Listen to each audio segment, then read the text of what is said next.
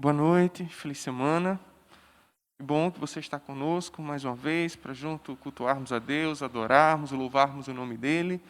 E para começarmos esse momento de louvor e adoração, queria convidá-lo a acompanhar o que a Bíblia nos diz no livro de Atos, capítulo 2, verso 42.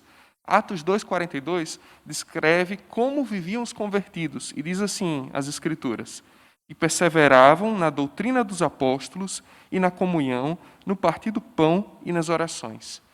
E eu queria frisar a primeira palavra desse verso: perseveravam. Vivemos em tempos difíceis e, mais do que nunca, você e eu precisamos pedir forças a Deus para perseverarmos. E que bom que você está aqui, você está perseverando na presença de Deus e precisamos, de fato, perseverar. Em Mateus 24, Cristo disse que aquele que perseverar até o fim, esse será salvo. Creio que esse é o desejo do seu coração. Você espera que isso aconteça com sua família. Esse também é o meu desejo. E para isso aqui estamos juntos, para pedir a Deus forças, orientação, que provém das Escrituras, para louvarmos e louvando e cantando, nos fortalecermos para enfrentarmos mais uma semana. Que Deus possa se fazer presente nesse momento, na sua vida, na minha vida, na vida de todos que acompanham esse instante, esse culto. E para isso vamos começar fazendo uma oração. Por favor, curve a sua fronte, vamos falar com Deus. Santo Deus, querido Pai, estamos mais uma vez aqui para ouvir a Tua palavra, para meditar no que o Senhor tem planejado, dos Teus planos, nos Teus propósitos para a vida de cada um dos Teus filhos e Teus servos. E sabemos que o Senhor quer que perseveremos. Assim viviam os primeiros cristãos, eles perseveravam, e assim pela fé também precisamos perseverar. Perseverar em Ti, na doutrina que a Tua palavra nos apresenta, na comunhão com os irmãos, nas orações, nas súplicas, e aqui estamos nos colocando em Tua presença, para que o Senhor nos ajude, para que o Senhor, continuando conosco todos os dias, como a Tua palavra nos prometeu, possamos perseverar até o fim e sermos salvos. Esse é o desejo do nosso coração, a nossa oração, em nome de Jesus. Amém.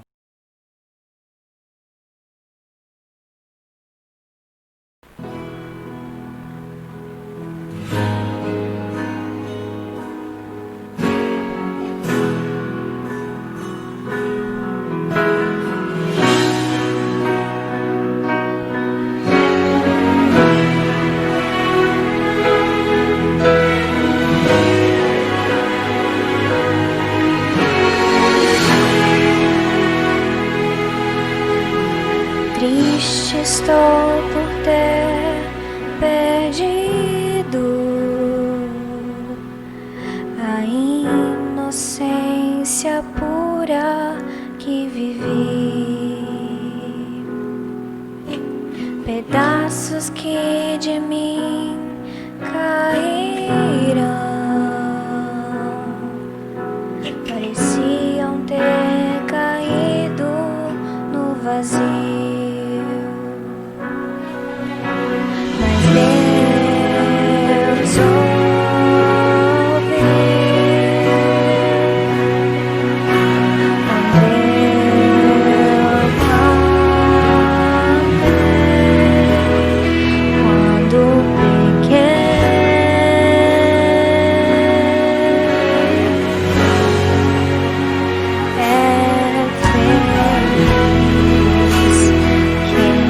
Chorou ao perceber que é pecador, ao clamar pelo perdão, meus pedaços Deus juntou.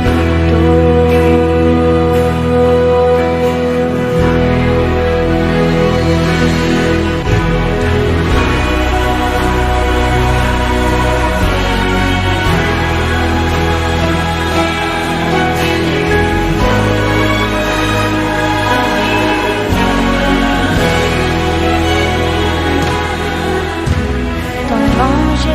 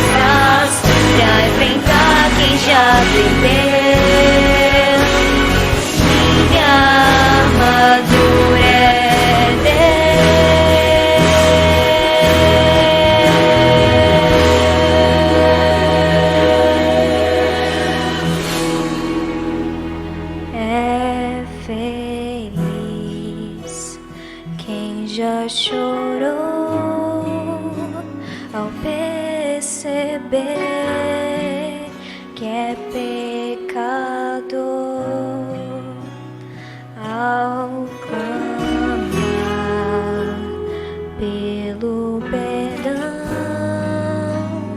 meus pedaços Deus juntou.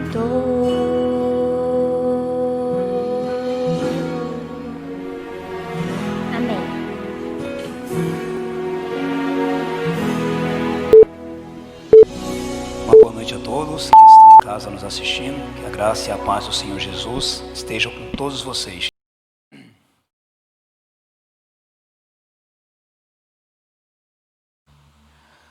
Muito boa noite para você que está em casa nos assistindo. Que a graça e a paz do nosso Senhor Jesus Cristo esteja com cada um de vocês. Amém, amados? Com muita alegria, mais uma vez, que nós estamos aqui, no início da semana, louvando e bendizendo o nome do Senhor e trazendo aqui a continuação do nosso sermão, da nossa exposição, do nosso estudo, que nós já estamos algumas semanas aí estudando, compreendendo um pouco mais da vontade de Deus na minha e também na tua vida. Irmãos, nós vamos dar continuidade hoje ao que nós iniciamos semana passada. Eu queria fazer uma breve recapitulação, lembrando os irmãos que sempre que Jesus ele inicia, dizendo ouvistes que foi dito, não é de maneira nenhuma uma referência à lei de Moisés ou uma referência a uma amplificação da lei de Moisés, ou ele está trazendo uma nova doutrina. Não, na verdade Jesus está mostrando a divergência entre a lei de Moisés e os ensinamentos dos escribas e fariseus. E nós vimos no versículo 27 de Mateus 5, semana passada, quando ele disse que ouvistes que foi dito, não adulterarás, mas eu vos digo que qualquer que olhar para uma mulher com intenção impura, já adulterou com ela. E ali nós vimos também que Jesus, ele mostra que para ele, o olhar com intenção impura, desejar uma mulher, ou seja, nós cometemos o pecado do adultério não apenas no ato sexual ou das relações sexuais ilícitas, mas cometemos esse ato também em nossa mente e dentro de nossos corações. E o Senhor repreende e nos mostra o quão grave e abominável é o pecado. E Ele usa alguns termos como olho e mão, dizendo que o pecado ele é como esses símbolos, que ao fazer-nos tropeçar, deveria ser arrancado e deveria ser cortado. É essa a lição que Jesus nos dá. Nós não devemos pensar nem por um minuto que ele está falando aqui de olhos e de mãos, literalmente, mas ele está falando de pessoas, objetos ou coisas que nos façam tropeçar ou que nos tire o reino de Deus. E ele diz em bom tom que se essas coisas estiverem nos fazendo tropeçar, nos estiver fazendo nos afastarmos do reino de Deus e da nossa salvação, deveríamos tê-la como inimigo e tratá-las como tal. Essa semana, hoje, eu quero tratar com você, mais especificamente, o texto do verso 21 ao 32, onde Jesus, então, ali ele vai abordar um pouco mais sobre a questão do divórcio. Em qual momento e único era permitido o divórcio no antigo Israel? Lembre-se que nós falamos semana passada, não é? O que pensava ou o que a lei mosaica falava a respeito, qual era o pensamento dos fariseus e qual era o pensamento de Jesus acerca da lei e acerca do divórcio. E qual era o único motivo pelo qual o nosso Deus permitia, então, o divórcio. Amém, amados? Então, fazendo essa breve recapitulação, eu quero aqui, então, dar início. Mas antes eu quero convidá-los a fazer uma breve oração, vocês que estão aqui na igreja e também você que está em casa, para que o Espírito Santo, que é o único e verdadeiro professor, se faça presente em nosso meio. Oremos então, irmãos. Grandioso Deus e amado Pai, muito obrigado, Senhor, pela vida e a saúde e por tudo que o Senhor faz e tem feito em nossas vidas. Obrigado porque até aqui o Senhor nos sustentou e nos guardou de todo o mal. Santíssimo Deus, se faça presente em nosso meio e nos dê graça para entender a Tua vontade e a Tua palavra. Perdoe meus pecados e que eu não fale de mim, mas unicamente de Ti. É o que eu te peço e agradeço, em nome de Jesus. Amém. Eu quero convidá-los a abrir a Bíblia, e você que está em casa também, em Mateus no capítulo 5, nós vamos tomar do verso 31 ao verso 32. Amém, amados? E na minha tradução está escrito assim: também foi dito, aquele que repudiar a sua mulher, dê-lhe carta de divórcio. Eu, porém, vos digo, qualquer que repudiar a sua mulher, exceto em caso de relações sexuais ilícitas, a expõe a tornar-se adúltera, e aquele que casar-se com a repudiada comete adultério. Amém, igreja?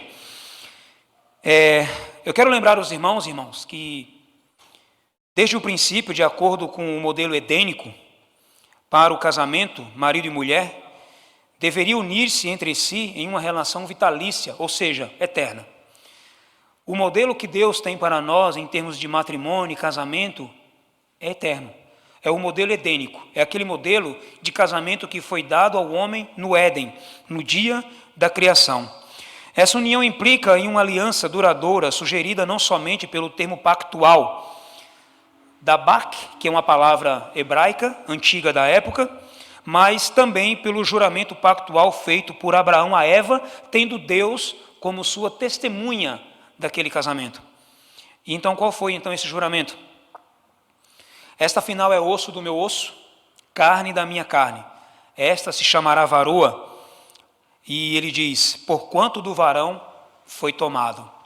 Veja que naquele momento, Adão, ele diz em alto e bom tom, que Eva não era apenas mais uma mulher, mas agora ela seria osso dos seus ossos e carne da sua carne. E que aquela mulher, que era varoa, havia sido formada e tomada de uma parte sua.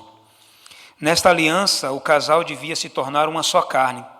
O testemunho bíblico envolve o chamado à fidelidade pactual, tanto da parte da mulher quanto da parte do marido. E foi a distorção da ordem divina proferida no Éden que levou à prática do divórcio. Se tivéssemos permanecido observando a prática divina, edênica, nós hoje não teríamos divórcio, nós hoje não teríamos adultério, mas infelizmente o pecado nos corrompeu e nos transformou no que somos hoje.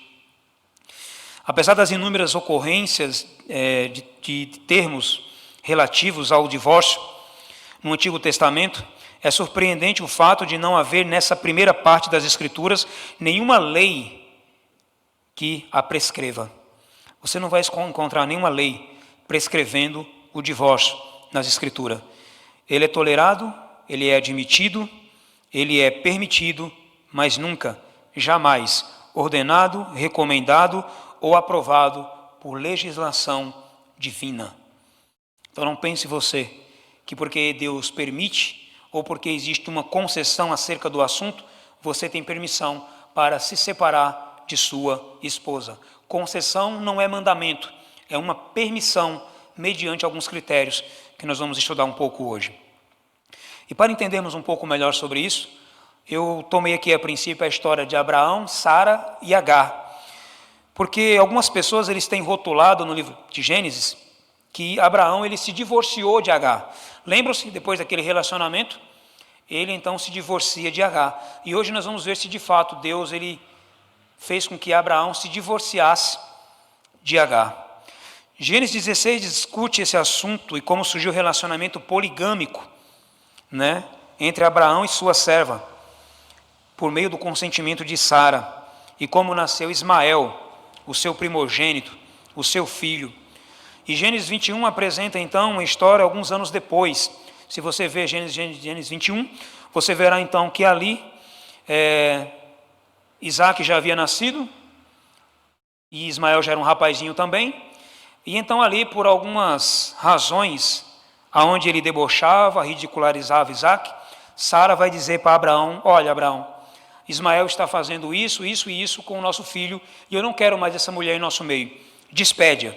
Abraão, ele a princípio foi muito, relutou em não fazê-lo, até que o próprio Deus então apareceu a ele e disse, não Abraão, ouve tua mulher e despede-a. E ali então depois de Abraão prover água e comida para Agar e para Ismael, a despediu. Da perspectiva humana, ao olhar para essa situação, pode-se dizer então que Abraão se divorciou de Agar. Se nós olharmos então pela nossa perspectiva, pelo que nós conhecemos hoje, de fato, realmente parece que Abraão se divorciou de Agar. Porque diante da sociedade, eles eram casados. Todo o arraial ali, todo o acampamento onde Abraão morava reconhecia-os como marido e como mulher. A questão que surge nessa passagem é saber se Deus realmente aprovou e reconheceu tal matrimônio. Porque aquilo que é reconhecido pela sociedade necessariamente não é reconhecido por Deus. Você já ouviu um ditado tolo que diz que a voz dos homens é a voz de Deus? Meu Deus do céu, se isso fosse verdade, nós estaríamos perdidos. Não é porque a sociedade reconhece determinadas práticas que também é da vontade de Deus. Devemos lembrar que o narrador deixa claro que o Senhor nunca reconheceu a relação entre Abraão e Agar como um casamento legítimo. Nunca. Eles tomaram a decisão por eles mesmos. Deus jurou e prometeu a Abraão e a Sara que eles seriam pais ou pai de uma grande nação, tão grande quanto a areia do mar e as estrelas do céu. Porém, por serem idosos, achavam que talvez Deus não ia cumprir neles, mas em outra pessoa. E então deram aquele jeitinho, trouxeram Agar, ali houve aquele matrimônio entre eles, e então nasceu Ismael. Mas aquilo que era reconhecido entre eles, era reconhecido diante de Deus? Não. Deus não reconhecia aquele relacionamento como legítimo. Deus não olhava por uma perspectiva divina. Embora Agar fosse considerada a esposa de Abraão, o narrador mostra o contraste entre a compreensão humana e a perspectiva divina. Deus sempre se referiu a Sara como sua esposa legítima e, ao contrário, a Agar sempre se referiu a ela como serva de Sara e como serva, nunca jamais como esposa. Eu queria ler algumas passagens com você para que nós tivéssemos essa compreensão. Dê um pulinho rapidamente no livro de Gênesis, no capítulo 17. Nós vamos ver aqui então o Senhor falando sobre Sara. Como que Deus se referia à pessoa de Sara? E então aqui nós vamos ver o seguinte, em Gênesis 17, versos 15, ele diz assim: disse também Deus a Abraão: a Sarai, tua mulher, já não lhe chamará Sarai, porém Sara. Veja que aqui Deus reconhece Sara como esposa. E quando ele muda o nome de Sara, ele diz: olha, tua mulher, Sarai, não será mais Sarai, porém Sara. Veja que aqui Deus, então, ele reconhece Sara como esposa de Abraão. Mas, ao contrário de Agar, Deus não a chama de mulher ou esposa, mas de serva. Eu queria que você fosse um pouco à frente aí, em Gênesis 16, à frente não, voltasse um pouquinho, Gênesis 16, verso 8, onde ele disse assim, e disse-lhe Agar, serva de Sarai, de onde vens e para onde vais? Ela respondeu: fujo da presença de Sarai, minha senhora. Veja que a própria Agar não se via como um igual na presença de Sara. Agar, para Sara, era apenas uma serva, e ela também se via como uma serva diante de sua senhora. Agora, nas palavras do próprio Deus, se você for um pouco à frente, Gênesis 21, verso 12, aqui o próprio Deus vai se referir a Agar não como mulher ou esposa, mas como serva. E ele diz assim, capítulo 1, verso 21, 12, ele diz assim: disse, porém, Deus: Abraão, não te pareça isso mal, por causa do moço e por causa da tua serva. Atende a Sara em tudo o que ela disser, porque por Isaque será chamado a tua descendência. Quando nós vemos Deus se referir a Sara, ele diz tua mulher. Quando ele se refere a Agar, ele diz serva. Veja a diferença.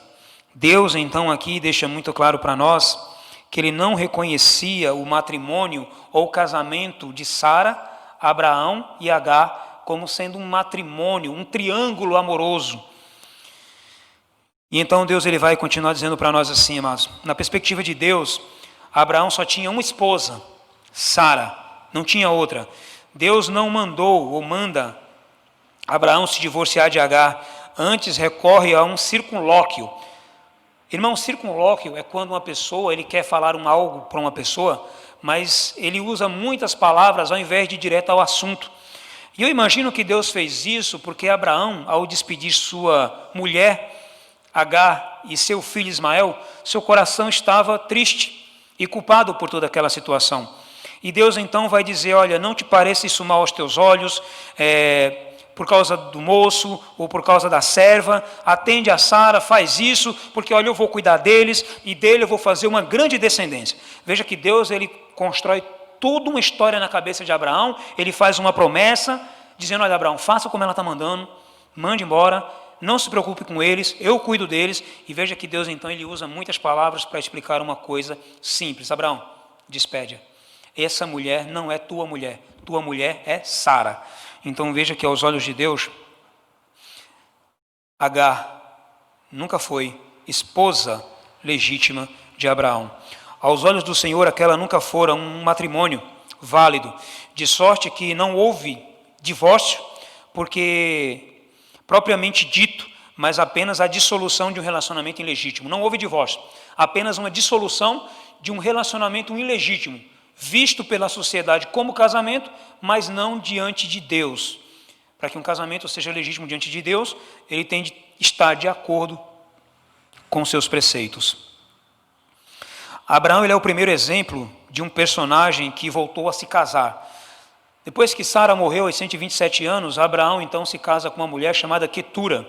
E nós vamos ver isso daí, irmãos, mais à frente, que Deus ele reconhece o casamento de Abraão e Quetura como sua legítima esposa. Porque aquela união onde os dois eram uma só carne já não existia mais. E diante da lei de Deus ele estava livre para tornar-se a casar-se novamente. Então veja que o problema aqui, irmãos, não é necessariamente o casamento, mas de que maneira o divórcio ele é aceito ou não. Deus só aceita o divórcio mediante o adultério, mas para que aquilo ali tivesse sido um casamento, ele teria que primeiro existir, e ele não existia. O que Deus dissolveu não foi o casamento de Abraão com Agar, mas sim um relacionamento, um matrimônio ilegítimo. Amém, meus amados? Então, ficando isso bem claro na nossa mente, eu quero convidá-los a irmos em Deuteronômio 24. Nós vamos tomar aqui do verso 1 até o verso 4, e ali nós vamos ter uma ideia do que Deus pensava acerca do divórcio e o que Moisés escreveu para nós, para a nossa compreensão, para nosso entendimento acerca do mesmo.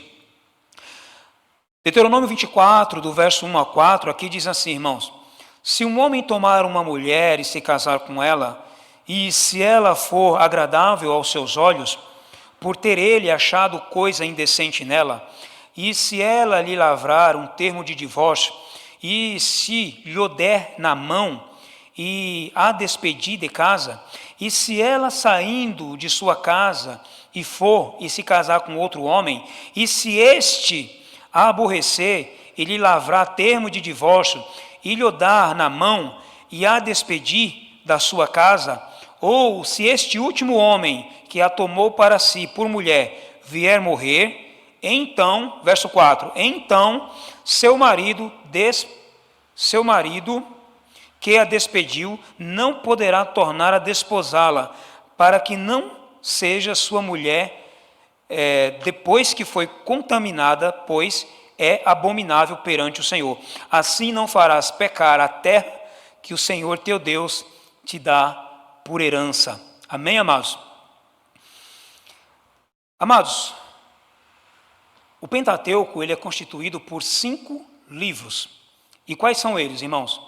Obrigado, meu irmão.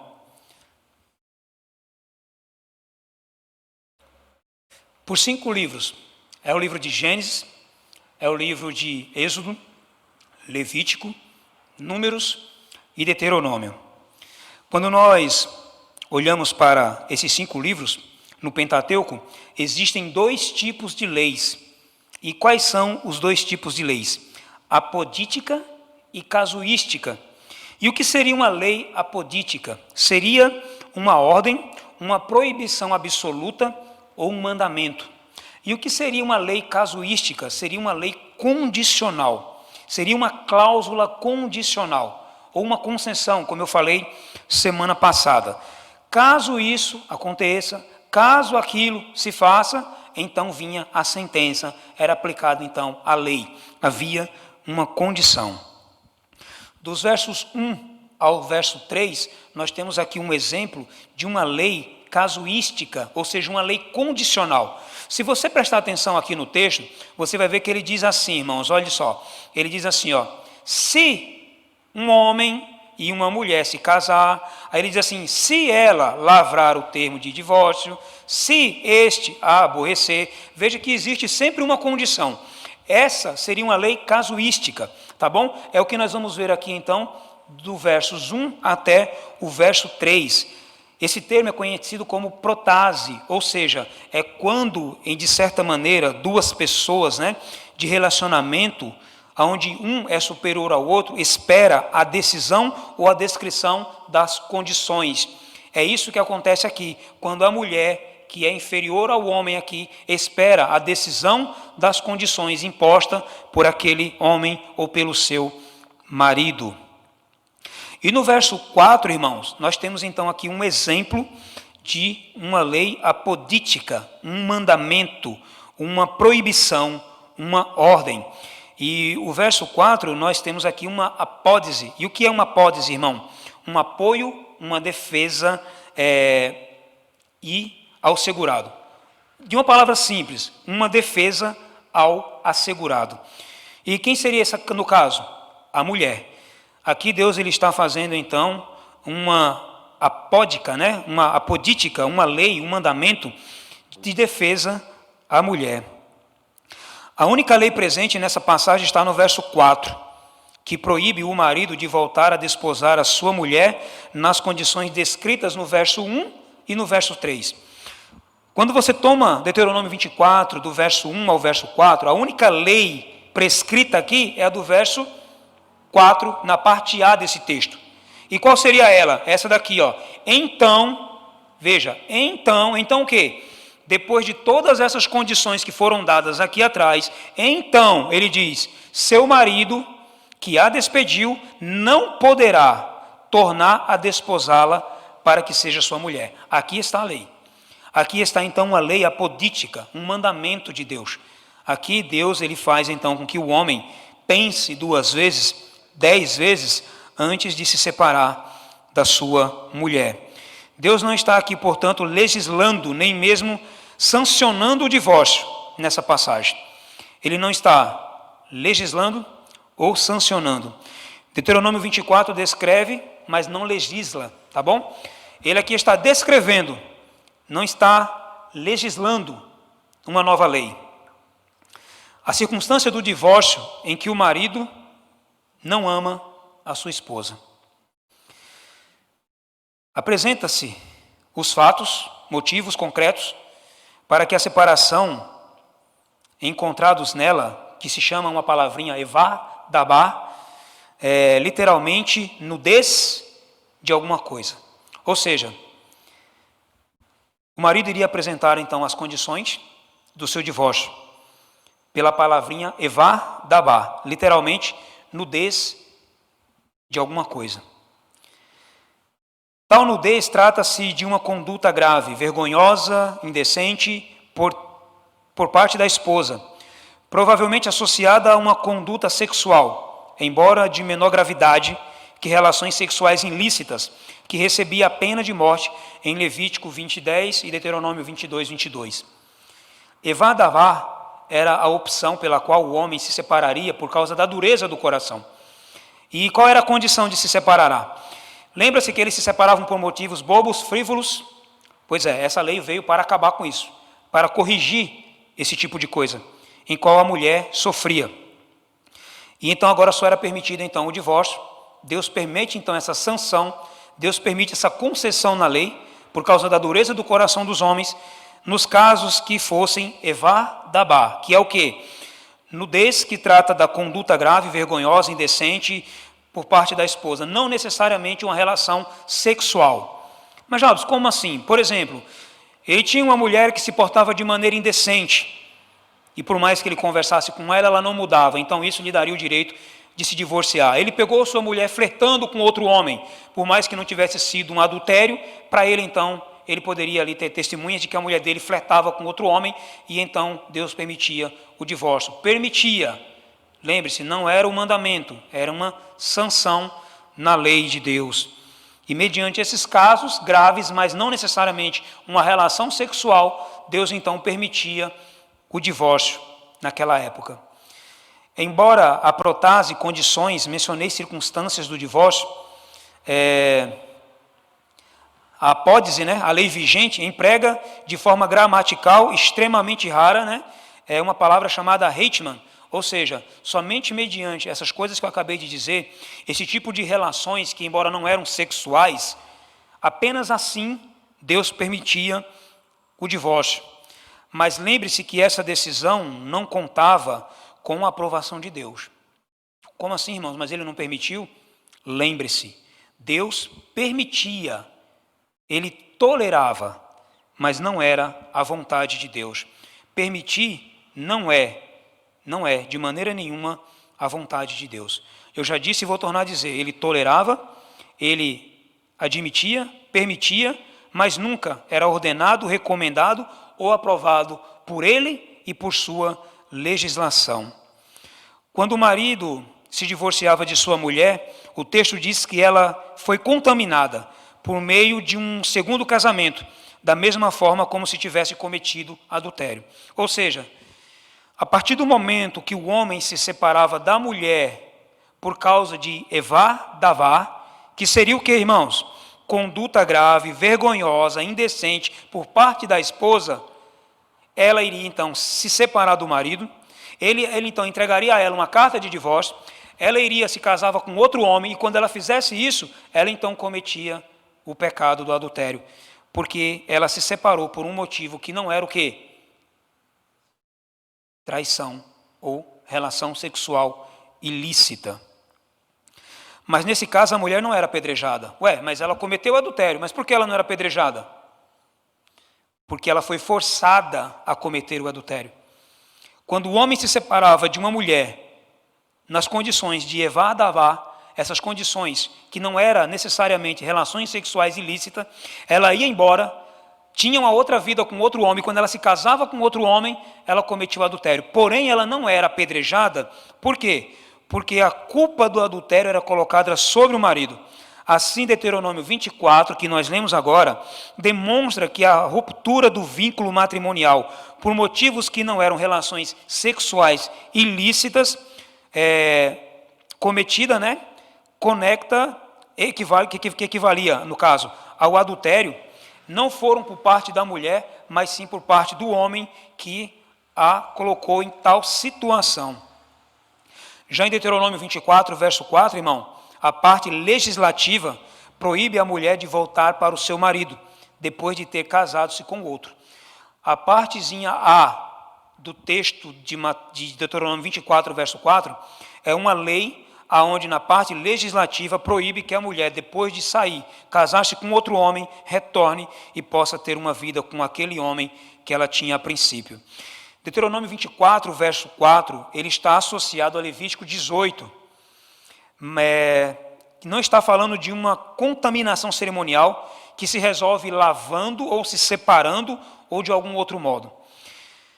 Eu não sei se você aqui ou você em casa já leu Levítico 18. Ali em Levítico 18 você verá leis sancionadas por Deus, que são mandamentos não para os judeus, os hebreus, ou para o povo do passado. Ali nós vemos leis que foram dadas para a humanidade. Quando nós pegamos em conexão Deuteronômio 24, verso 4 e Levítico 18, nós temos leis morais que estão ali juntas, e ela diz assim, que essas leis, e nesse caso, né, de contaminar-se e abominação, o conceito de atrair pecado sobre a terra. Veja que no finalzinho do verso, aqui na parte B, do verso 4, ele diz, né, e depois de que foi contaminada, pois é abominação perante o Senhor, assim não farás pecar a terra que o Senhor teu Deus te dá por herança. Ou seja, você se separou, não volta. É uma ordem, você não vai voltar. Porque fazendo isso, você não fará contaminar a terra. E o que seria contaminar a terra? Cometer o adultério, viver uma vida em adultério, pecando contra as leis de Deus. Quando você olha então Levítico, amados, 18, você vai ver ali leis que proíbem o homem do homossexualismo, você vai ver leis que proíbem o homem de ter relações sexuais com animais, você vai ver leis que proíbem homens de ter relações sexuais com suas filhas ou com suas mães, ou enfim, todo esse tipo de relações sexuais ilícitas. Eu estou falando aqui de incesto, relações incestuosas. Todos esses tipos de relações trazem maldição sobre a terra. É isso que Deus está dizendo aqui. Segundo estudos recentes, Deuteronômio de 12 até 26, ele faz uma amplificação do decálogo, acompanhando a sequência de cada um dos 10 mandamentos. Se um dia você, com paciência, lê Deuteronômio 12, do capítulo 12, até o 26, você verá uma amplificação dos mandamentos de Deus. Deixa eu perguntar uma coisa para vocês. Nós estamos falando aqui de divórcio, nós estamos falando de adultério.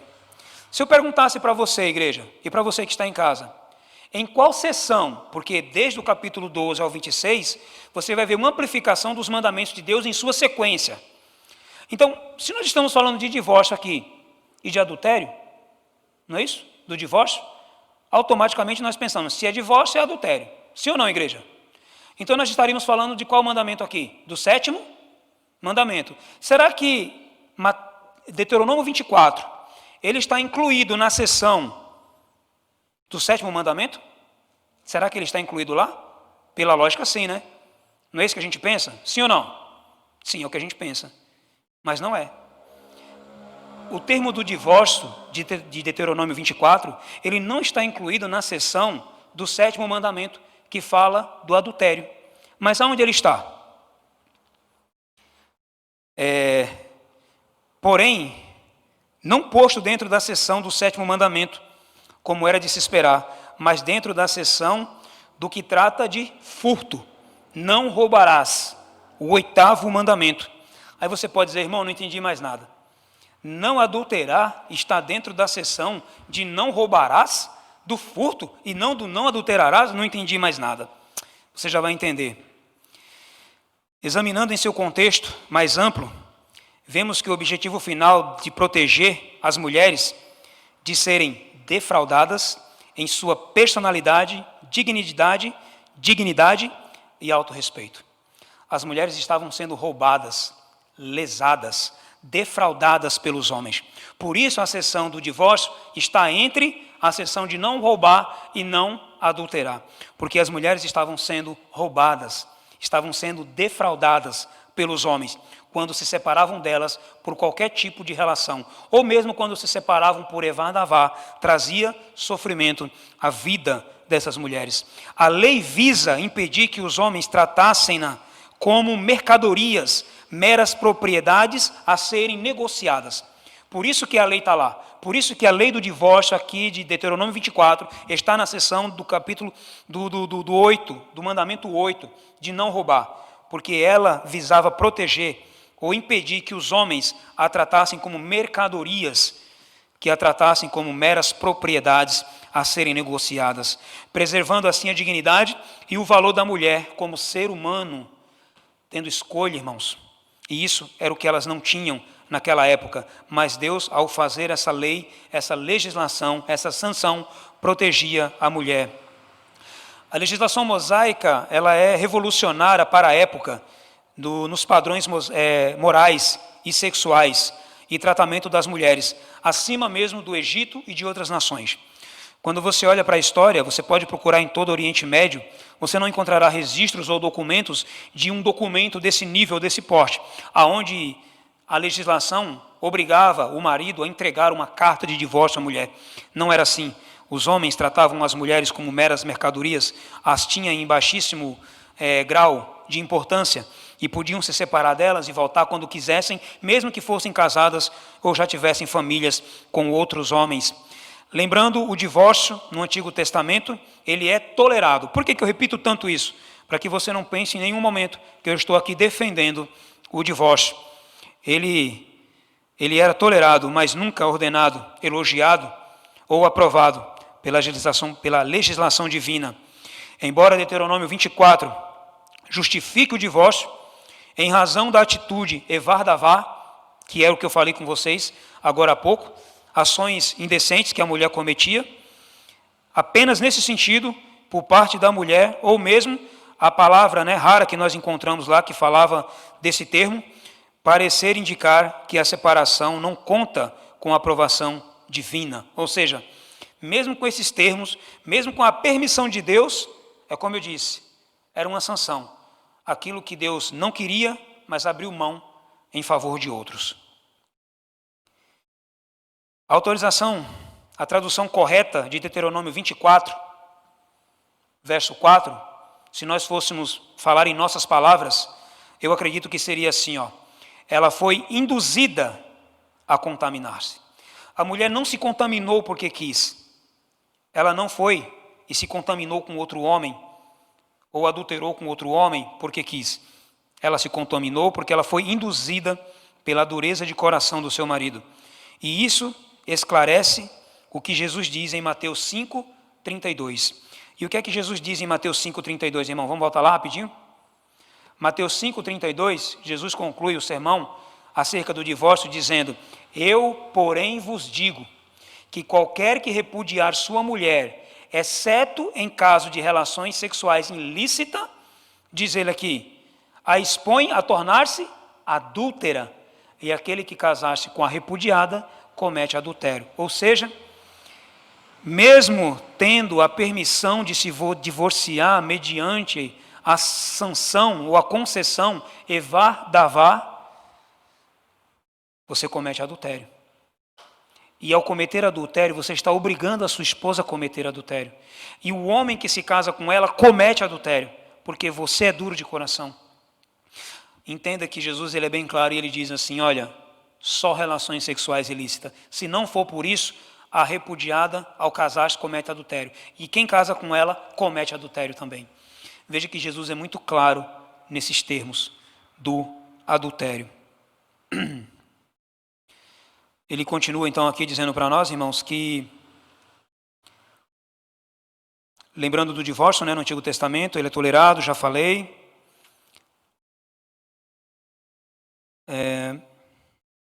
A tradução correta. Agora, nos dias de Cristo, irmãos, nós estávamos falando aqui, a tradução correta, ele diz assim, qualquer que repudiar a sua mulher em caso de relações sexuais ilícitas. Você sabe qual é a palavra para relações sexuais ilícitas? A palavra original aqui no grego é porneia. Porneia era a única permissão dentro da lei judaica, dentro da lei de Moisés, aonde a mulher, então, onde o homem e a mulher poderiam se separar. Agora é importante lembrar a vocês de que quando isso se concretizava, ou quando acontecia, existia uma pena de morte. Por que não se fala do divórcio necessariamente dentro das Escrituras? Porque todas as vezes que acontecia o divórcio, ou melhor, a separação era por meio de morte. Foi pego em adultério, era apedrejado. Então nós estamos falando aqui de um divórcio por meio de uma concessão, porque quando ele era feito por parte do adultério, não é porque houve um processo de separação, mas por causa da morte. Nos tempos de Jesus existiam duas escolas, as escolas de Hillel e as escolas de Shammai, dois rabinos conceituados da época. Uma era completamente liberalista e a outra era mais conservadora. A escola de Shammai entendia evar davá, ou a nudez de uma coisa, significava para eles uma atitude indecente, além do adultério, ou relações sexuais ilícitas. Eles chegavam muito próximo daquilo que realmente a lei de Moisés ensinava. E quando nós olhamos para a escola de Hillel, era uma escola mais liberal. E a escola de Hillel, ela ensinava as seguintes coisas, que o homem poderia se separar, ou ela entendia as razões, de indecência como coisas triviais. Ou seja, as razões pelo divórcio, que Jesus dizia que era apenas por porneia, relações sexuais ilícitas, e que a lei de Moisés dizia evar davá, ou seja, coisas que realmente ali não fossem tão graves quanto os atos sexuais, mas também trouxesse desmoralização para o homem. Mas a escola de Hillel entendia que não, que aquilo dali eram coisas triviais. no sentido de que, olha, você foi lá passar uma roupa, queimou, eu posso me separar de você. Olha, você não me agrada mais, eu posso me separar de você. Olha, nós estamos brigando muito, eu posso me separar de você. Você queimou a comida, eu vou me separar de você. Todos esses motivos eram motivos para uma separação, de acordo com o pensamento dos que seguiam os ensinamentos da escola de Hillel. Apenas, irmãos, a pena de morte, para quem não sabe, ela ficou em vigência no antigo Israel até o século, ou melhor, até o ano 40 depois de Cristo. Quando Mateus escreveu isso aqui, a lei ainda estava em vigor, e isso está de acordo com o Talmud babilônico. O que eu quero dizer a você, irmãos, é que se em algum momento você pensou ou pensa em se divorciar da sua esposa, por qualquer motivo que não seja porneia, ou seja, relações sexuais ilícitas, você está cometendo adultério. Você está forçando a sua esposa a cometer adultério. E o homem que se casar com ela também cometerá adultério. Mas Jesus está dizendo que por causa da dureza do meu e do teu coração, Ele permitiu, evar davar, que o homem pudesse se separar da mulher, não por coisas triviais, mas por razões realmente importantes que de um certo modo o desmoralizasse. Que eu e você não venhamos aqui então criar, irmãos, métodos e maneiras de nos separar, porque Jesus, nosso Senhor Deus, Ele nos chama para nós voltarmos a ser o que éramos lá no passado. Jesus, Ele diz, ao ser confrontado: é certo nos separarmos da mulher, de nossas mulheres, por qualquer motivo? Jesus olha para aqueles homens hipócritas e Ele diz: vocês não têm lido como Deus criou o homem e a mulher lá no passado, como foi?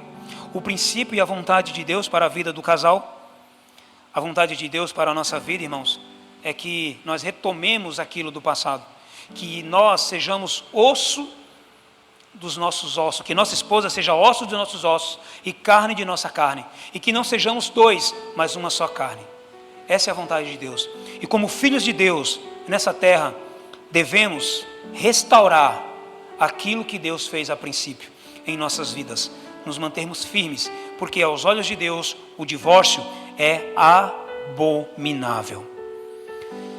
Irmãos, o tempo é muito curto para falar de um tema tão importante. Eu sei que eu fui um pouco rápido, mas eu espero que o pouco que tenhamos aprendido aqui sirva para nós compreendermos a vontade de nosso Deus e entendermos que não são ideologia de gênios ou algumas desigualdades ou algumas brigas que faça com que nosso casamento se quebre e se perca, porque um dia o Senhor voltará e não tardará, e a você e eu, conhecedores dessa verdade, Deus cobrará de nós, porque até hoje nem o nem um tio passou dessa lei. Meu amado, que a graça e a paz do nosso Senhor esteja com você, que Deus abençoe em nome de Jesus. Amém.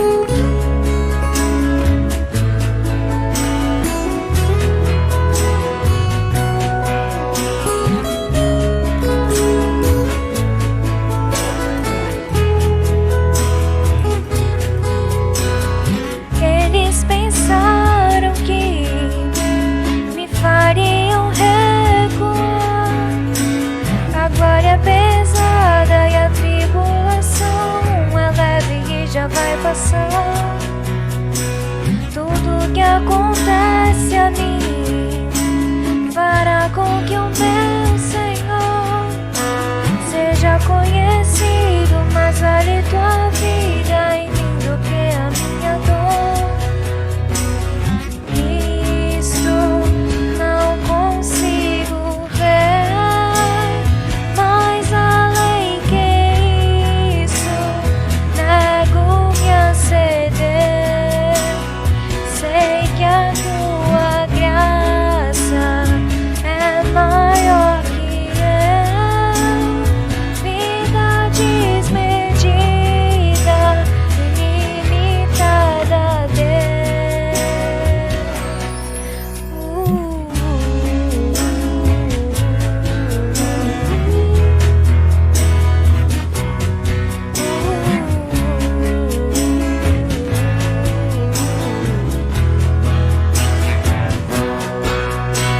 Somos abatidos, mas não destruídos. Ainda boa obra sei. Seu amor é o primeiro e o último em tudo que farei. Somos perseguidos, mas não desamparados. Por ilumina sua cruz. Esperança irrompe no sangue de Jesus.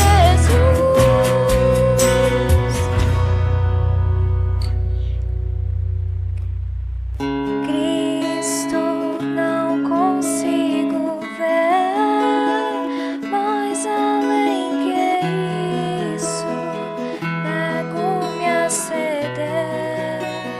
Sei que a tua graça é maior que eu. Vida desmedida, ilimitada, Deus. Meu Senhor, não dava pra alguém prever.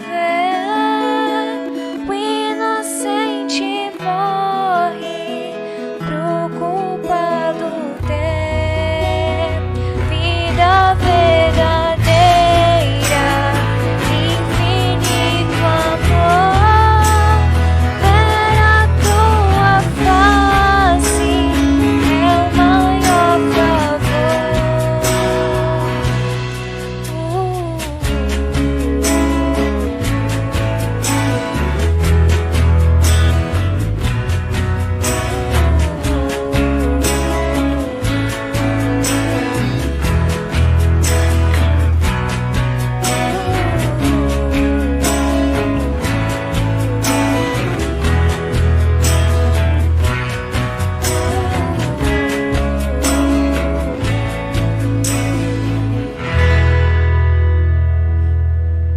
Amém. Amém. Deus seja louvado. Muito obrigado, Leandra, por esse louvor maravilhoso. Eu quero dizer que eu estou extremamente orgulhoso, né? Porque uma das minhas grandes alegrias é um dia poder me tornar um pregador com uma cantora oficial. E eu tenho um em casa, rapaz, e olha só que maravilha, né? Que privilégio divino. Irmãos, muito obrigado pelo tempo que vocês ficaram aqui comigo. Obrigado você que está em casa. Que essa pequena mensagem que está sendo passada a cada semana venha nos transformar, venha nos ajudar e compreender que o que Deus espera e quer de nós, cristãos genuínos, conhecedores da sua verdade e da sua palavra, é que nós voltemos a ser como era Adão e Eva, que o nosso matrimônio seja eterno, como assim Deus esperou e idealizou para cada um de nós. Semana que vem eu quero concluir o capítulo 5. Semana que vem, então, vamos fazer uma introdução e uma conclusão de ouvistes que foi dito, olho por olho, dente por dente. Que será que Deus quis nos ensinar com essa lição e o que os fariseus ensinavam com esse pensamento? Semana que vem nós vamos estudar um assunto tão importante e que muitas vezes tão mal interpretado. Feche seus olhos, façamos uma breve oração. Obrigado, Senhor, por esse momento tão maravilhoso que o Senhor nos concede para aprendermos um pouco mais sobre Ti. Que o Senhor nos leve em segurança para casa e nos guarde de todo o mal que está lá fora. Abençoe essa semana que está pela frente. Perdoe nossas falhas e pecados. É o que Te pedimos e agradecemos em nome de Jesus. Amém. Que Deus abençoe a todos e que a graça e a paz de Jesus esteja com vocês.